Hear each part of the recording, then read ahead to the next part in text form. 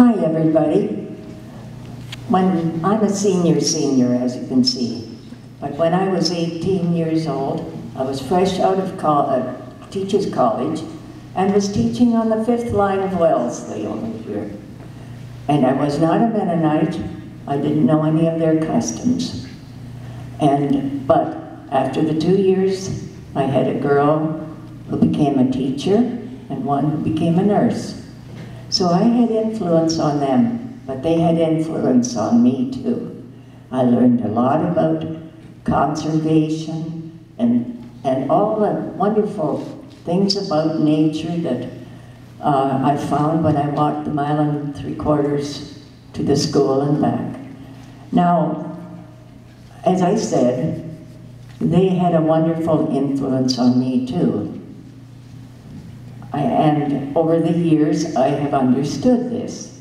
Now, I and the voters in this riding need to have an explanation about the Conservative candidate's intentions when he called out in committee on TV on the last day of the House of Commons, "I'm not a Mennonite," when the KAIROS funding was cancelled by the Conservative Party. Would you please, sir, reply as to why you were so vehement in voting against KAIROS? And would the other candidates also have a chance to express their feelings about KAIROS as a Christian organization across Canada? All right. Thank you. That would be a question for Mr. Albright.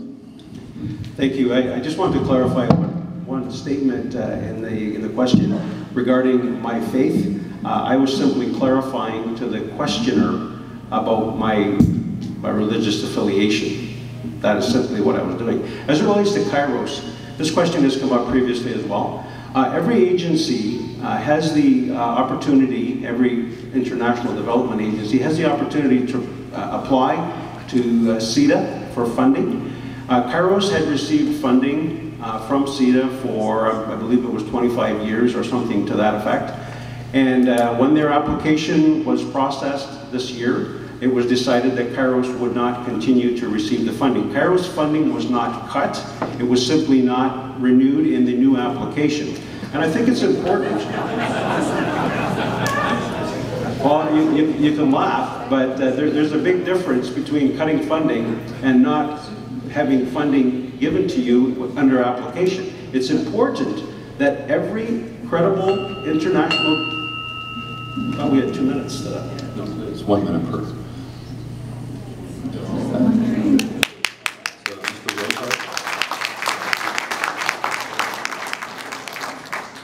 Well, as I understand it, KAIROS is not just any organization, it's the humanitarian arm of 20 of the largest churches in Canada. So when the government, whoever put the knot, slipped the knot in there, they insulted not just the 20th largest churches in Canada, it seems to me they insulted all the parishioners of those churches. And again, it comes back to this control. Volunteer organizations, you have difficulty with controlling, so you slip a knot in. And I think it's unfortunate. The KAIROS was an organization that did a lot of humanitarian work, is respected for whatever number of years, and I would hope that it reapplies and continues to get funding, regardless of who wins on May 2nd. It's an important role for Canada, and it's the kind of role, rather than flying jets around Libya, it's what we should be doing.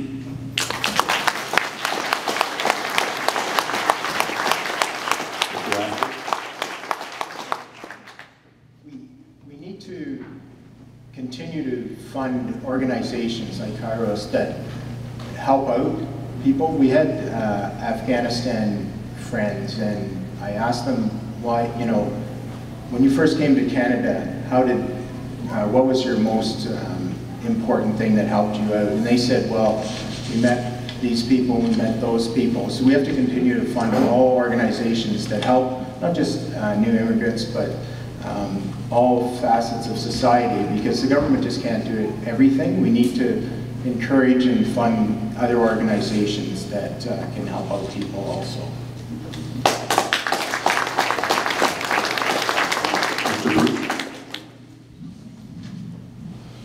setting aside the process of who gets funding and who doesn't, and whether there was political influence on that decision, I think this really speaks to transparency and accountability. You remember the Liberals were turfed out after the sponsorship scandal, and Mr. Harper rode into Ottawa on his white horse claiming he was going to change things and be open and transparent. And here we have a case of a minister, Bev Oda, we call it the Bev Oda affair, and she refused to answer any questions. So I don't know if she was told to sit down and be quiet, or she herself refused to answer any questions, but I remember watching day after day in the House of Commons, somebody else would get up and speak for her and dance around the issues. No, that's not what Canadians are asking for. We're asking for you to be upfront, be honest, and say why you did this or why you didn't do that.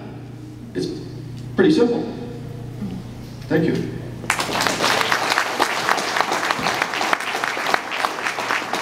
Next question.